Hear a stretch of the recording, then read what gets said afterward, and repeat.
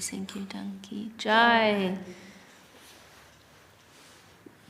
Well, we're very happy to be here tonight at our Sri Chaitanya Saraswama West London chapter. And super happy Ramananda Prabhu's with us. Tonight we've been missing him very much. You remember his valuable service here, London Mat, and still continuing with the service, but a little more remotely now. And also Vasamai Pandita Devi Dasi, another wonderful daughter of our Gurudev, also serving so many years. And Radharani Devi Dasi, also very beautiful, beautiful servitor here, the London Mat, Gurudev's Mat. Okay, so I think this might be, here we go, be a little better, okay. So Bhagavad Gita, everyone wants to hear about Bhagavad Gita. So in that last week we discussed the theme of Sharanagati as presented in the pages of Bhagavad Gita. And I was thinking this week another theme, now I remembered the theme I wanted to talk about was Srila Sridhar Maharaj. In perhaps a few places he mentions that this is, I believe he refers to it as the main advice of Bhagavad Gita, or one of the principal advices of Bhagavad Gita. You cannot change the environment, right? So therefore, we must change ourselves. You know? And he referred to one I believe it was a German scholar, who said this is what makes Bhagavad Gita, stand out, right? Head and above so many other scriptures, that it's clearly giving this advice. Don't try to change your environment. You cannot change the environment. So therefore you must learn to adjust your own self to the environment.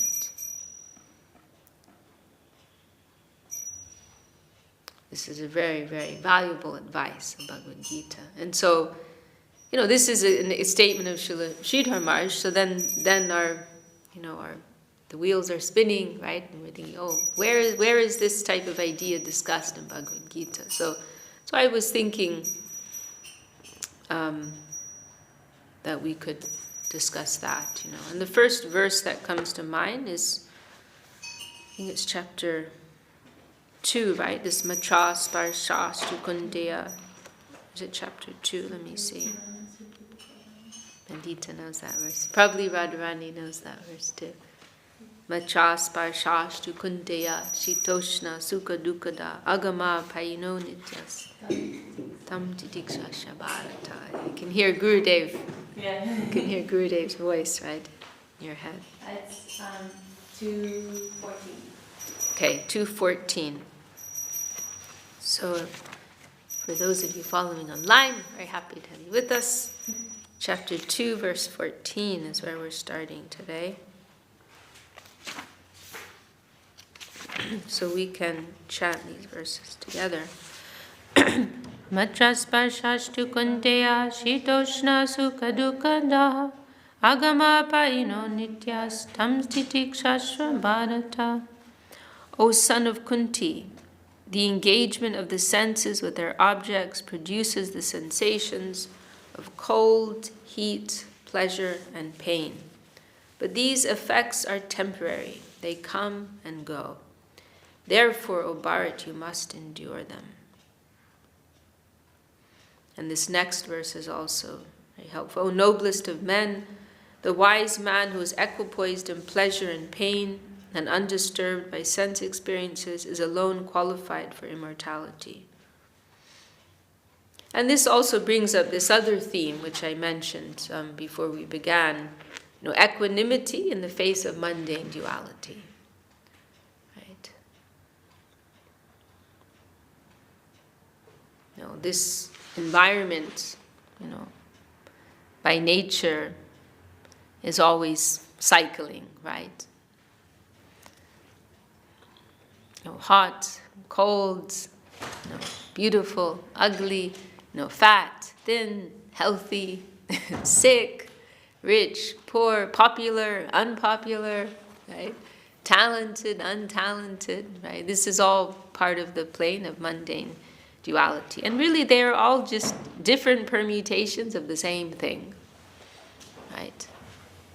And you also cannot really change those things. They're like the seasons. Now we're in winter, right? We're talking about how cold we are in London. So like the seasons are rolling, why waste your energy quarreling with those things? You must accept this is just the nature of this mundane world. These cycles are moving. So why should we waste our energy to quarrel with them? But rather we must try to adjust ourselves. And one of the principal points here is that this is a temporary plane, right? And it is all based upon misconception. And it is not that these things are not going on. It's not that we're saying it's all an illusion. But the point is that we are not these bodies, right? We are soul, we are Atma, and we are transcendental to these things. We don't need to be experiencing these things. It is the body and the senses and the mind, right? So that's happening on the sensory level, and it's also happening on the mental level. We can decide, right? It's our ego that filters things and decides that they're good or bad. I had this very nice conversation with Tribhuvan Maharaj a few days ago, and he was sharing this occasion when there was a devotee who was struggling with a particular situation, and he mentioned it to Gurudev. Oh, it's so sad, they're going through this, and Gurudev said to him, like, very simply and very profound. He said, if he thinks it's bad, then it's bad. If he thinks it's good, then it's good. It's all in the mind. It's all in the mind. It's all in the mind. And then later that day, I shared that with somebody else, and I won't say who, in case they want to remain anonymous, but there was one situation which was involving someone in prison, and they asked Gurudev about it, and Srila Govinda Maharaj, and our Gurudev, he said, Krishna was born in prison. Krishna was born in prison. Like, this whole idea that being in prison is bad, that's just a mental, social construct. There's one of our godbrothers who's in prison now, actually, and he's reading the Shastra, he's reading the scripture, having a good time. Sanatana Goswami spent some time in prison. And it's so liberating when we can see things with that type of vision. Like, there is no bad or good. Right? It's all just what we decide it to be. Some of the most profound revelation and expression in the world of art and literature, it's come out in the most difficult circumstances. Like Gaur Chandra Prabhu was here the other day, and we were discussing this British poet, John Milton, right, who Srila Sridhar Maharaj appreciates him so much and quotes him many times, at least 3 times I can think of right now. He quotes Milton. But Gaur Chandra was telling me, I didn't know that, up until the end of his life in this world, he lived in poverty. And he couldn't, in his last days, he was blind, right? And he couldn't afford to hire anyone he couldn't write properly because he went blind. So he needed someone, he would dictate. But he couldn't even afford to hire somebody to do that for him. So he would have to wait. He'd have to build up all his ideas for days and days and weeks. And then when he would have somebody who would volunteer, then he would, but he died like that, And now he's known as one of the greatest poets, right, ever. So what is good and what is bad? If he'd had a comfortable lifestyle, would he have produced that type of work? We don't know. Would that level of intensity have come out if he hadn't gone blind, right? So what is good and what is bad? It's all a construct, right? It's all something that we are imposing upon the environment. It's interesting, we're thinking about this similar matter today, saying that self-identification plays the main role in what you would consider good or bad. So it's a sense of, like you mentioned, right. For example, with prison. Right. If you have certain desires which cannot be fulfilled because of this situation, then you would automatically interpret that as bad. But then on the other hand, if you try to restrain yourself from that will be considered as favorable. So sense of self would be playing a major role in your identification. And that's why this sambandha is important. Yes. Because it completely shifts your interpretation of the reality. Right. And that reminds me of another idea too, how it just shows you how it's all so meaningless, right? Because according to, Gurudev has this one interesting comment about ego, how it's an ever-expanding world, right? There's so many different types of egos that we can identify with. And you're bringing up this point about self-identification, how you identify yourself is how you decide whether a situation is good or bad. So if we take the prison example, there are certain social circles where that's your street cred, right? Yeah, I've done my time, right? It's you won't be considered a real gangster, right? If you haven't done your time. Yeah, I did my time, right? It would be that's a cool thing, Like, oh, that's edgy, like, that's cool. Tattoos. Yeah, right. And then there were other circles where that's a total taboo, right? So it was all just, the whole thing is meaningless. It's all so meaningless. So Bhagavad Gita is giving us this advice, like just detach from that whole plane. Go within. Go within. This is Pula Svach, the Gayatri mantra, that's the suggestion of getting more internal, away from the objective reality to psychic, mind, and then to the consciousness. So you withdraw from the world of physical experiences and try to more establish yourself on that subtler plane, when you're not becoming disturbed so much of dualities of the objective. And the more that we can, another interesting point is that the more that we can do that, the more the environment will change for us, right? When we can understand that the gross is coming from the subtle, right? And we're identifying more with the subtle side, then everything will follow behind that, right? It all depends on your faith.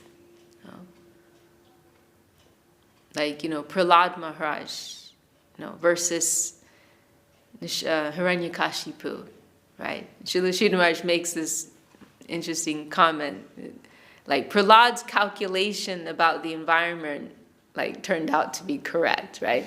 Hiranyakashipu has one calculation about the environment.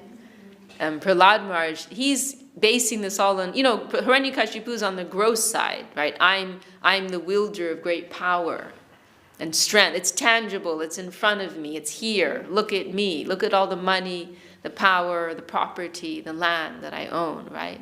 It's something gross in my hand. Prahlad's calculation is totally in the air, totally subtle. But he's understanding that takes precedence, and he's calculating on that subtle side. And in the end, who's right? Right? Where is your God? Is he in this pillar? Well, yes, he is. And because of his strong faith, this is what's so interesting, that everything is experienced according to our faith. I was speaking with this one woman. She's very interesting lady. She's the founder of this group. It's called Bhakti Recovery Group in ISKCON. Maybe you've heard of it. But she started it a few years ago. Now it's turned into a big international network around the world. And she's American, but she lives in Germany.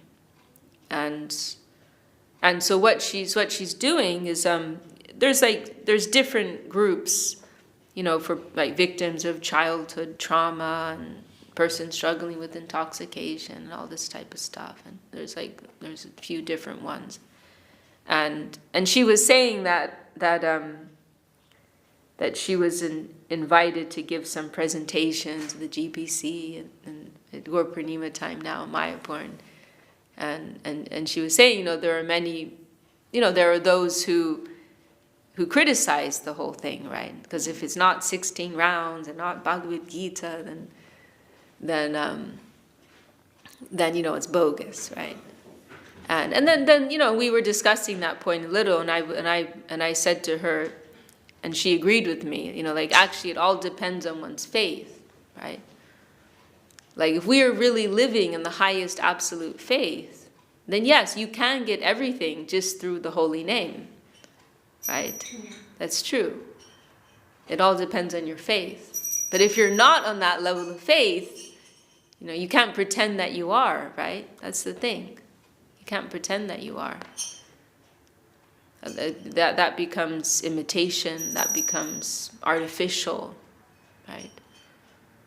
So therefore, we go to the doctor when we're sick, right? We see psychologists if we have mental problems, right?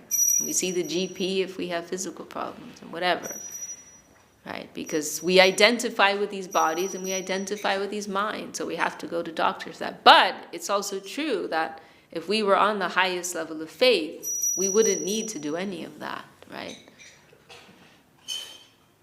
It's Vamshidas Babaji, right, I believe, who he climbs up a tree. He's like in Sakya Rasa, right? He climbs up a tree, running after Krishna and Balaram, right? And then he falls and breaks his back, and he barely notices that. So the origin of everything is consciousness. It's all consciousness. So obviously we can't force that, right? But we're trying to move towards that side. We're trying to move towards that angle of vision. So going back to our Bhagavad Gita verse. And then, what's also being described here is this perception. Like, it's not like I am experiencing heat, I am experiencing cold, I am experiencing hunger, I am experiencing overeating, but the senses are experiencing this, right? There's this detachment, this space that will begin to grow within us as we progress. That, all these things are going on independently of me, of who I am, right? These things are all happening on the periphery of who I am. And I'm just sitting back and watching it all play out, right?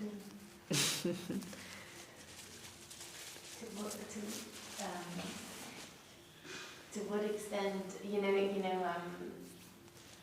it's sort of like, the way you speak about your senses and observing them, and I think that relates to karma also, right? Like whatever karmic situations you're in, almost like being less involved with it, but like yes, more, like observant of them. But then, like Srila Guru Maharaj says, like every wave is favorable, right? And for me to try to adjust my vision to that. To what extent do we have to try to understand how it is favorable, right? Or do we actually position ourselves a bit more passively almost, where we're really just seeing karma take place, but then may not always understand in what way it is favorable to me? I believe so. I believe at the latter. But we also have to accept our limitations, right? One very nice example, I believe it was Yudamanyu Prabhu, I heard it from, perhaps something Srila Swami Maharaj said, that it's like we're under anesthesia, right? There's an operation going on, and we're under anesthesia, and there are all these fine adjustments that are being made, and we're not aware, right? We're not aware of that, of them. We may not be able to understand how it's helpful for us, right?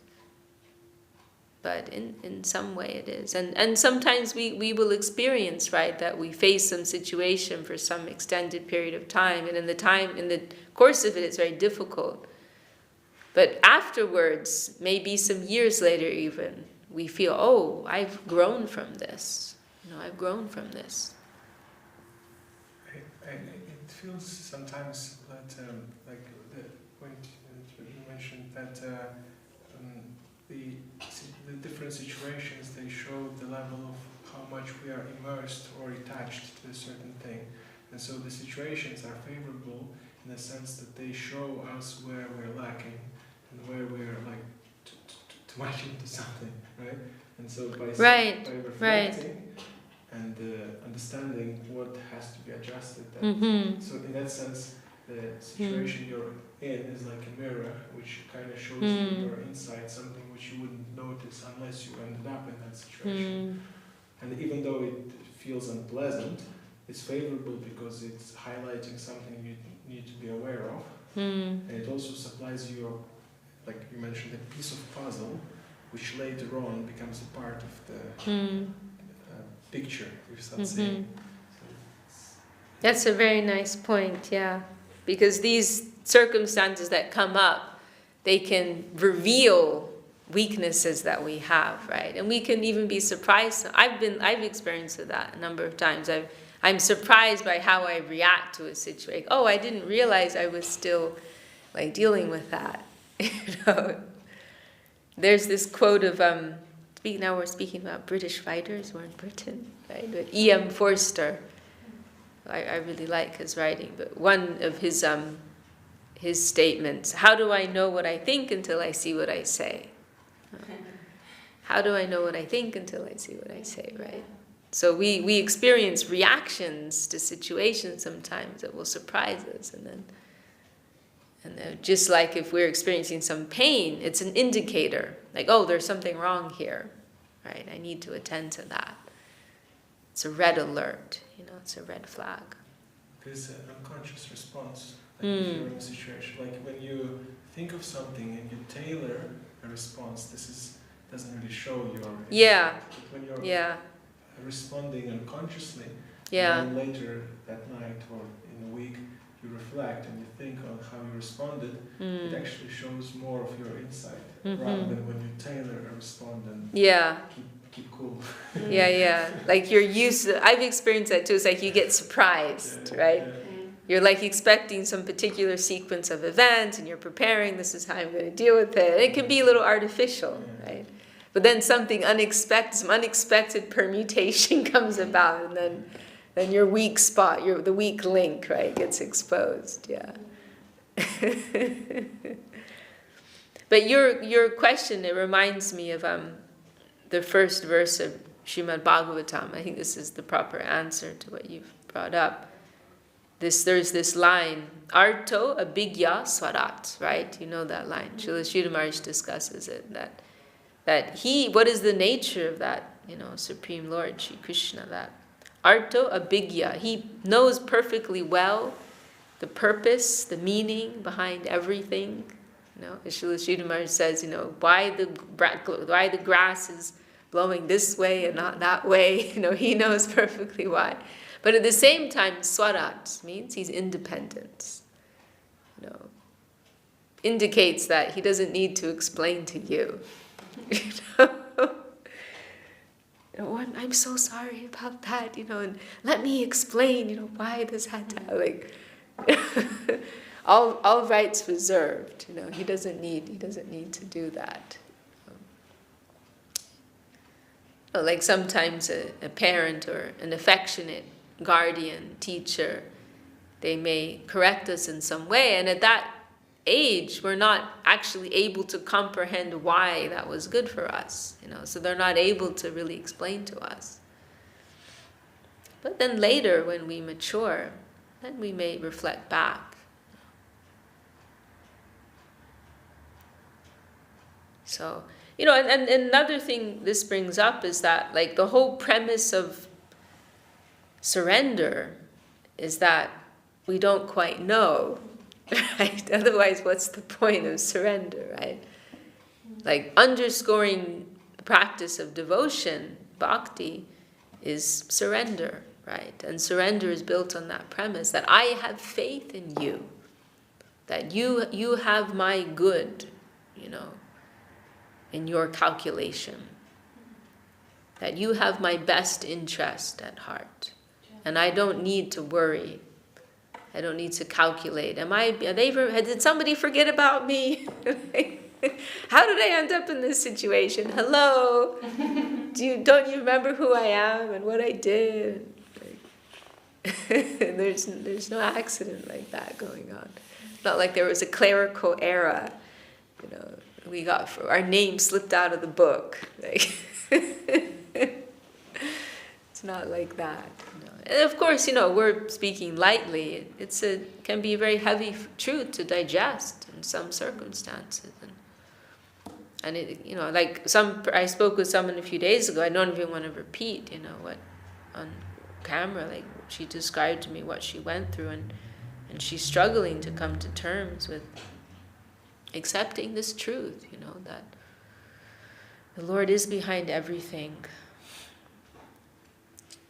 So it can be very difficult to accept that. But another thing too, and Gurudev has made this point, is that, why do we need to give so much attention to what's going on in the physical plane? We are actually Atma. Like, what's going on, as you said, it's so far away.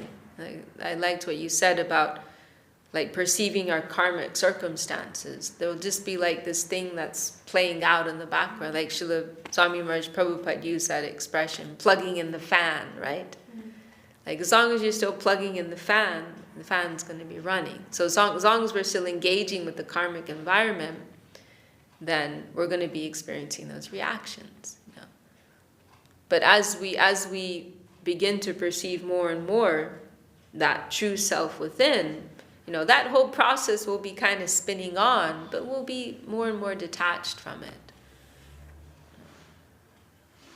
And ultimately we'll get to a point where we're not plugging it in anymore. The fan's still spinning, it's slowing down, and eventually we'll be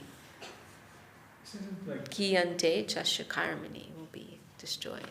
To the extent we identify with the character we see on the screen, to that extent we would be seeing what is happening to that person as what is happening to us.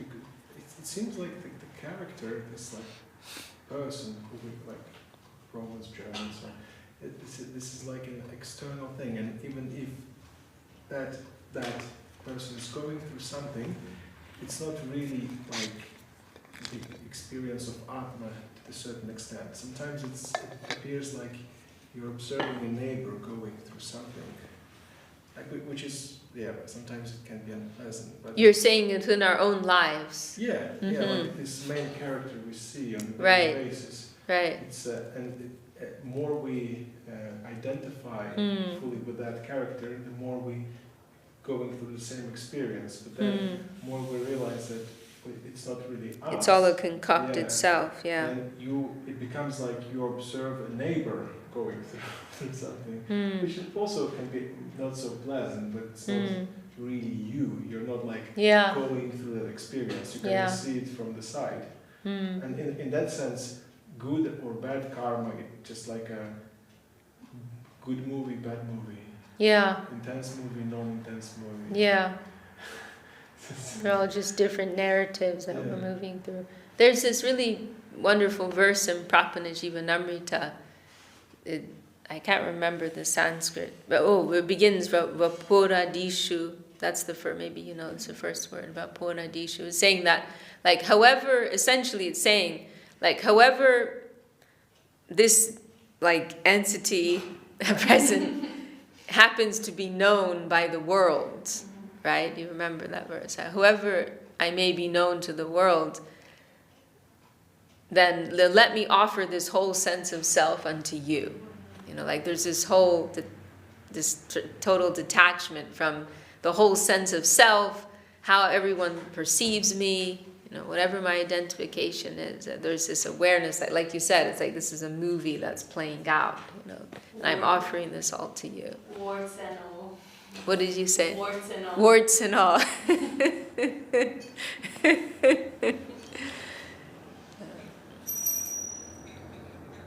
There's also, to go deeper into that first idea that I brought up. What is the meaning of endure then? Endure means to tolerate. To tolerate. Titiksha, right? So I want to go to 529.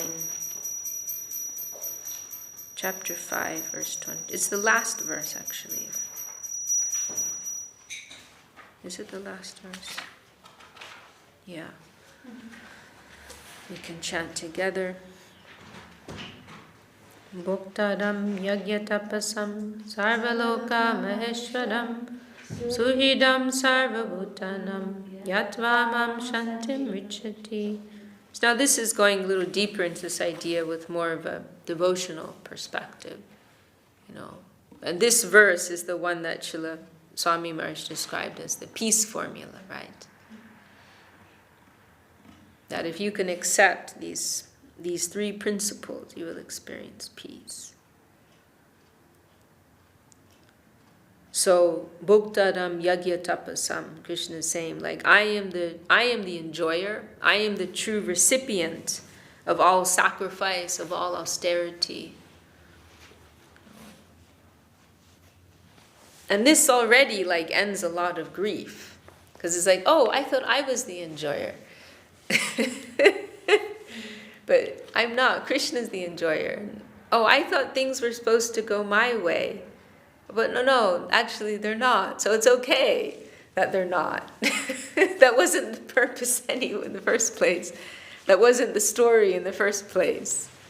Because we experience frustration and disappointment because we think that we are the enjoyer and we think everything's supposed to go according to our plan, right?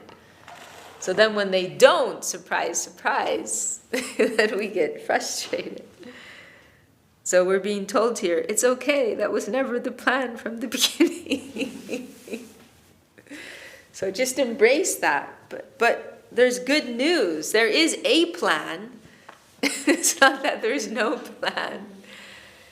There's a wonderful, much bigger plan, right? That includes everyone's interest, like not just yours. Because unavoidably, the nature of this world is that if our individual interest is held above others, it's at the expense of others, right? Jivo jivasya jivanam, right? That's every living entity is living off of another living entity, right? We are living at the expense of others. Our being alive is at the expense of so many other entities in the environment. So like, the human plan does not work, right? Krishna plan, yes. Human plan, no. Krishna plan, good. Human plan, bad. Everyone, it's all inclusive. His plan is for the good of everyone. So when we can embrace that, then we will be peaceful. You'll be peaceful. There's some higher plan that's being, adhered to here. And like that comment of, we can also adjust ourselves with this vision, that comment of Kirtanananda, Achyutananda, that, Krishna's dancing, right? Because he'd gone to, it was Hapanya, right? Hapanya Mat, and the person in charge had left for a few days, and he'd accidentally taken the key to the storage room where the food was. So he didn't eat for 2.5 days. Then finally it was discovered and he got sent back to Navadvip Mat. And Srila Sridhar Maharaj said, why didn't you come back earlier? Or why didn't you send some, message? And in Achyutananda he said, Krishna's dancing, And sometimes in his ecstatic dance, he's maybe, accidentally kicking someone or tripping somebody, and that's okay. He's carrying on with his dance. We are happy. It's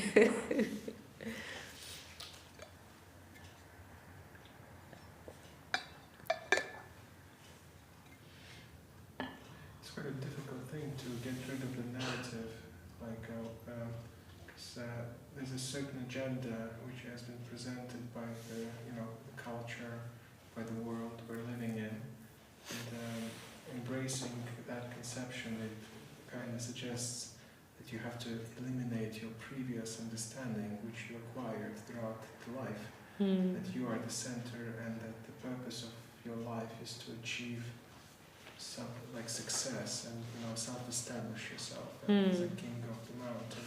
So it's so deeply ingrained in people's minds that it's very difficult to embrace this conception unless you get rid of that one. It's a process, actually. Well, one thing about Krishna is he's very beautiful. And if somebody's heart becomes captured by that beauty, then that's it. Everything else gets spoiled.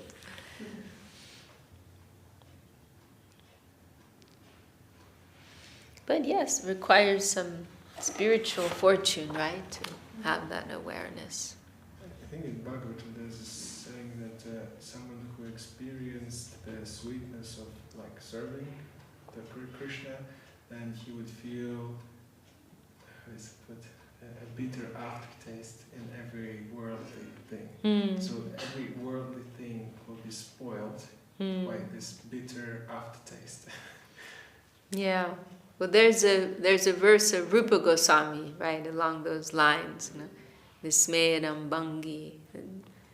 He's saying that if you have attachments to your worldly life, to your, mundane friends, and I'm warning you, don't go to the river Jamuna in the middle of the night, where Krishna is standing in the moonlight with his triple curved form playing the flute, Because if you see that, then everything else will be spoiled for you. So better you don't go.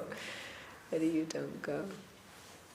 Usted no comprende nada. Un poco? Yep. You understand? Yeah. Okay, a little, huh?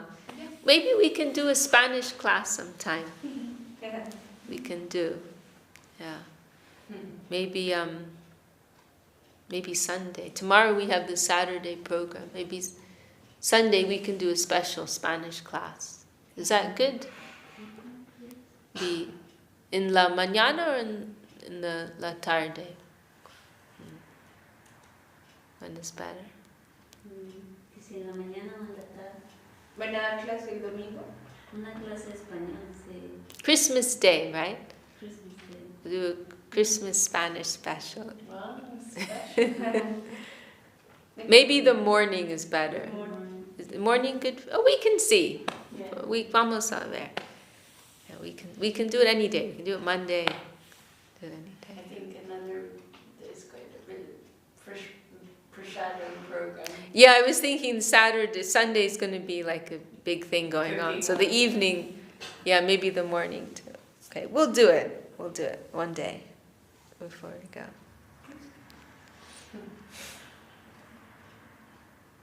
So, Bhoktaram Yagat, then the next point, Sarva Loka Maheshwaram, that he is the Lord, he is the Maha Ishvar of all, Sarva Loka, of all planes, all persons, all situations. There's no chaos, all cosmos, as Srila Sridhar says.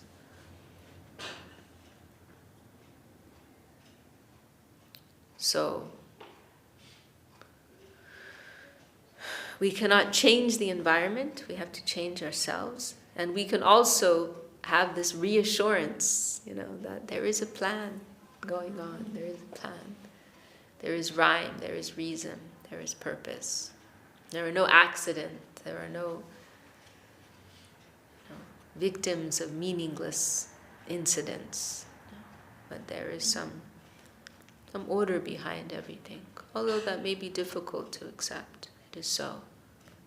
It is a bitter medicine, right? Bitter pill to swallow. But if we can swallow it, it will improve our health. It will improve our spiritual health. We must, even like in modern, what do you call it, like pop psychology, right? People talk about like not being the victim, right? Victim mentality, right? Anyone with some sense can recognize it's a very unhealthy way to live. To live in that consciousness that I'm a victim. No, we should own our situations, own ourselves, accept responsibility. That's actually a very powerful place to be. Very powerful. That I'm not going to point the finger at anyone or anything. That I can only look to myself. It's a very powerful place to be. It gives a lot of strength. And I'm going to be smiling too. It's a bit like surfing, isn't it? You have to acquire this sense of stability in a constant uncertainty. Millions of waves, and then Very nice. that you have to kind of remain stable. That's actually the definition of yoga, right? This is one of the definitions. Equipoise, yeah.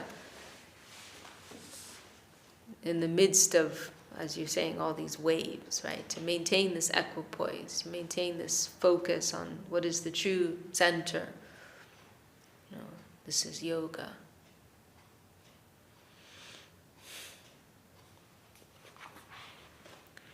So, Sarva Loka Maheshram, Suhridam Sarva Bhutanam. So there is a Lord, you know, everything is under His watchful eye, everything's happening by His sanction. And what's more, Suhridam Sarva Bhutanam, He is friendly to us, you know, He is affectionate to us. He's affectionate to us.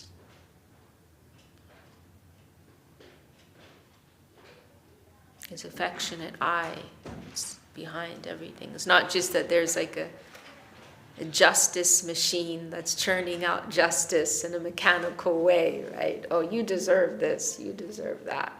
But there's some love also behind that. There's affection behind that. And playfulness, like you said, the dancing. Uh-huh. Right?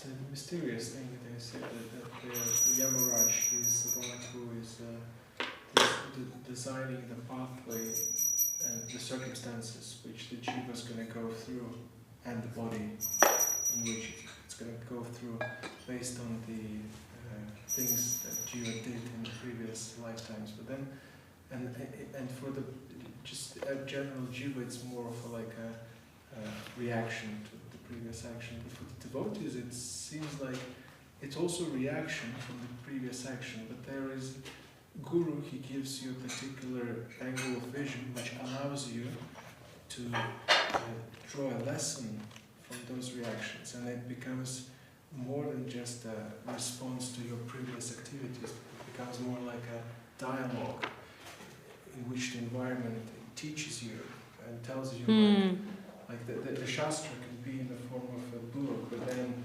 by acquiring a proper angle of vision, the circumstances around you, they will be also teaching you, but in the form of situations rather than the text.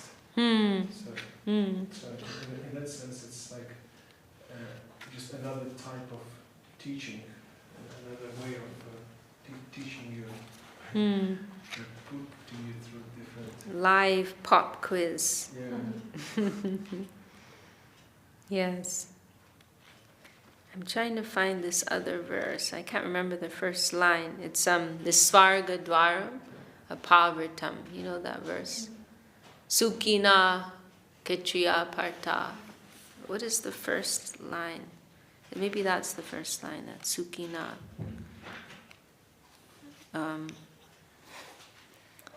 Saying that, Krishna is saying to Arjuna, here it is. This chapter 2. Jai Shri Gauranga Sundar. So we're going to go to 232.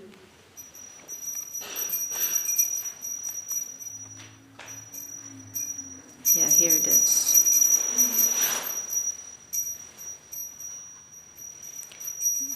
So we can chant this together. Yajicchayat chopapanam sargadvaram apavritam sukhina kshetriya parta labante yudam indrisham. O Partha, only the most fortunate warriors are blessed with the opportunity of such a battle, which has come to you like an open door to heaven. And also, I'm going to go to 37 and 38. Hatovar prapsyase svargam jitva vabhokshase mahim tasmadutishta kunteya yudaya krita nishchayaha sukha duke same kritva labha labho jaya jayo tato yudaya yujyasva naivam papam avapsyasi. Okay, so going to 32, the translation. O Partha, only the most fortunate warriors are blessed with the opportunity of such a battle, which has come to you like an open door to heaven. So this is developing, another angle on this theme. That, what you're seeing to be an obstacle, right? What you're seeing to be a difficulty, a challenge, it's actually an opportunity, right? And it's actually, you are actually blessed This is like your badge, right? This is your promotion, your opportunity for promotion. That you're being tested with this circumstance. That it's actually an opportunity for promotion. So take it as an honor, and take advantage of this opportunity. And it is like an open door to heaven. Can you translate? Maybe we can do some Spanish translation. Mm-hmm. Just now, what I was saying about this verse 32. Well, what I said, you can read the translation too, in Spanish. Oh Parta, solamente los guerreros más afortunados son bendecidos con la oportunidad de tal batalla, la cual viene a ti como una puerta abierta hacia el cielo. So the idea is that what we consider to be difficult or challenging or an obstacle, it's actually an opportunity to go deeper, to make progress. Entonces la idea es que lo que consideramos que es dificultad, como un obstáculo o algo que nos causa sufrimientos, en realidad es una oportunidad que viene a nosotros para mejorar. Yeah. Para ir más a lo profundo. It's an opportunity for promotion. Es una oportunidad para ser promovido, vivir más alto. Okay, then if we go to 37, O son of Kunti, if you are killed, you will attain heaven, and if you are victorious, you will enjoy your life on earth. Therefore, being confident of your success, arise for battle. So this is another interesting idea here, and this is going back to kind of what we were discussing at the beginning, that what we consider to be good or bad on the mundane platform has no meaning. It's a win-win. If you are focused on the truth, it's win-win all the way. Right? You can translate. Entonces, ella dice que lo que consideramos que es bueno o malo en este plano, en el plano superior no aplica. En el plano superior todo es ganancia. Entonces siempre vamos a tener algo porque estar agradecidos. So Krishna is telling Arjuna, right? If you're killed, then you'll go to heaven. If you lose the battle and you're killed, then you'll go to heaven. And if you win and you're alive, then you'll enjoy all this bounty, right? You'll be the ruler of this grand kingdom. So either way, you're good. Entonces, Krishna le está diciendo a Arjuna que si mueres en batallas, entonces vas al cielo. Pero y si ganas, entonces vas a ser el rey de una gran extensa tierra. Entonces, por donde lo veas, todo Cualquiera se de ve bien. las opciones. Es bueno. Mi oportunidad. Sí. So in the same way, in this world, there's a particular calculation that we generally make. Oh, this is success, this is failure, right? We make calculations in this way, according to objective measurement, right? Like Lavanya Didi, like one day she goes out, maybe she brings back, lots of donations. Other days she goes out, brings back a little bit, right? Oh, she did well today, she didn't do well today. Somebody may judge like that, but actually it's all the same. Como en este mundo uno lo mide todo de acuerdo a esto, que suceda esto hace que sea un éxito, pero si sucede lo contrario es un fracaso. Entonces da el ejemplo de que por lo menos, así, digamos, Lavanya, ella va y colecta todos los días, entonces un día ella dice, me fue bien, colecté bastante. Otro dice, no tan bien porque no se colecta mucho. Pero entonces dice Vishakha que en realidad todo es lo mismo. If we are always following higher truth, then we're always successful. If we're always doing our duty, we're always successful from the higher calculation, right? Si siempre estamos siguiendo ¿cómo se dice? a una guía más elevada, entonces todo va a ser exitoso para nosotros. You know, like Lord Ramachandra, right? One moment he was going to be crowned king, and the next moment he's told, oh, you will be exiled into the forest for 14 years. And we're told Ramachandra's expression did not change. Didn't make any difference to him. Entonces ahí nos puede enseñar Ramachandra que en un momento él iba a ser el rey de un gran reino y un momento después fue exiliado al bosque por 12 años. Pero entonces se dice ahí que su expresión no cambió ni cuando iba a obtener lo uno ni cuando iba a obtener lo otro. Whereas someone living in the plane of mundane duality will think, oh yes, I'm going to enjoy being the king, and I'm going to have fabulous wealth and so many beautiful women and so much power, right? Yes, you know. Then now I have to go to the forest. No, call my lawyer. No way. I'm not going to suffer like a dog in the forest. Entonces dice que mientras que alguien con una mentalidad mundana, si le dicen que va a ser rey, entonces dice, sí, voy a tener riqueza, voy a tener mujeres, voy a tener tantas cosas. Pero si después de que le dicen eso, le dicen, no, en vez de eso vas al bosque, entonces vas a sufrir y vas a decir, no, pero entonces los voy a demandar y voy a llamar a mi abogado. Que me defienda. Ajá. But Ramachandra is not getting his juice from those things. Right? He's connecting with a higher plane of fulfillment, right? A more subtle plane of fulfillment. Pero Ramachandra no se siente identificado con esas cosas, y él vive en un plano más elevado de Porque es el Señor mismo. Que es el Señor mismo. Mm-hmm. So then that brings us to this last verse that we just chanted. 38. Considering pleasure and pain, gain and loss, victory and defeat to be one and the same, fight, O Arjuna. No sin will be incurred by you. You want to say the Spanish? Considerar placer y dolor, pérdida y ganancia, victoria y derrota, como una y la misma pelea, no pecado será incurrido por ti. This Sanskrit is very nice. The sukha, dukkha, right? Sukha is happiness, dukkha is unhappiness. Labha means love is like attainment. Alabh, like loss, right?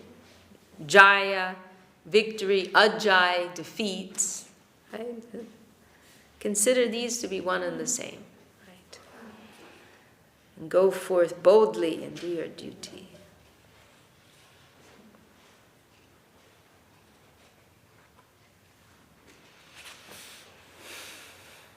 It also means like if you are detached like that, then no sin will be incurred by you. It means like the actions you perform would not be reactionary. Is that it wouldn't be like because once one acts on behalf of the ego, the actions he does they lead to a reaction. Yes. But then the person who is not doing that based on ego then is not getting any results, so to say. Yes. If someone is acting simply purely out of a sense of duty, then that is not reactionary. You know, some people get disturbed because Bhagavad Gita takes place on a battlefield, right? But they are engaging in this battle in order to uphold the Dharma. Probably in modern society you won't find this type of, righteous battle, right? In modern society you won't find. But they're genuinely engaging in this to uphold the Dharma, to protect religious principles as a matter of duty. So it is not like they're doing it, for power, for gold, or some resources or land control. That's not why they're engaging in this battle. But to protect the Dharma, to protect religion, to protect good people, and so on. But that's all a worldly matter anyway. Krishna consciousness is so much higher than all these considerations.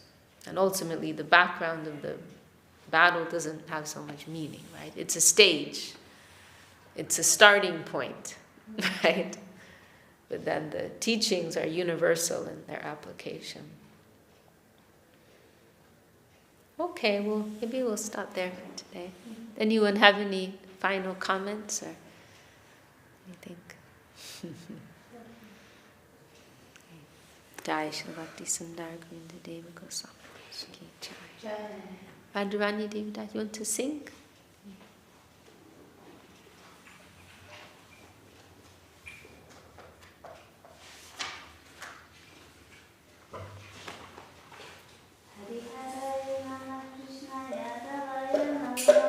Hare Haraya Nama Krishna Jadavaya Namaha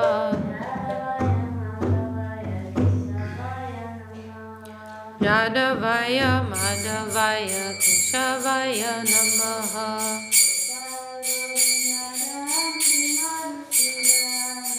Gopal Govinda Ram Shri Madhusudana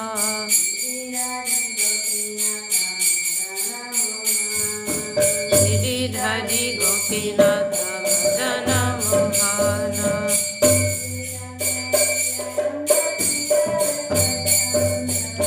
Chaitanya Nityananda Shri Advaita Chandra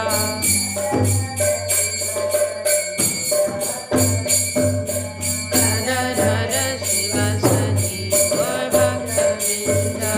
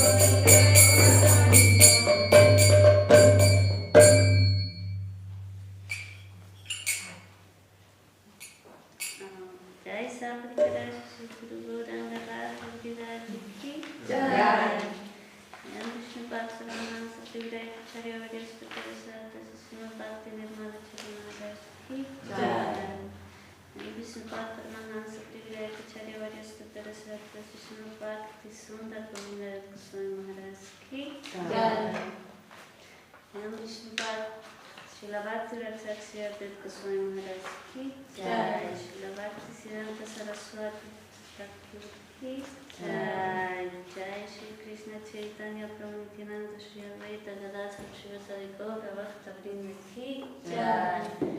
Shri Vrinda Devi Tulasi ki Jai. Shri Harinam Sankirtan ki Jai. Jai Gaur Premanandi.